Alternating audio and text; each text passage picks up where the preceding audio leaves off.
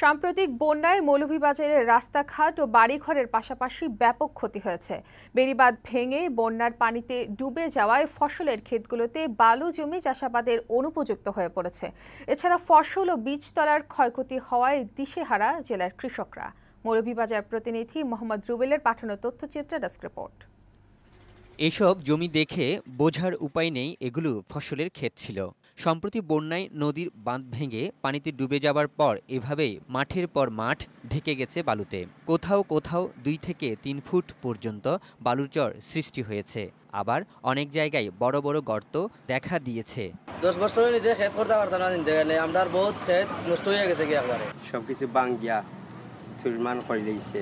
বন্যায় ঘরবাড়ি ও রাস্তাঘাটের ক্ষয়ক্ষতির পাশাপাশি নষ্ট হয়েছে প্রচুর পরিমাণ শাকসবজির ক্ষেত।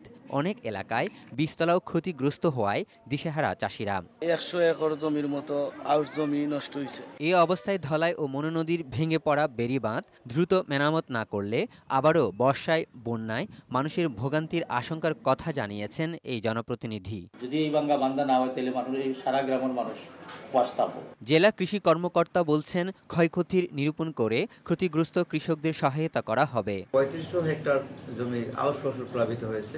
ক্ষয়ক্ষতির পরিমাণটা টাকার অঙ্কে আমরা এখনো নির্ধারণ করিনি, এটা মৌসুম শেষে আমরা নির্ধারণ করব।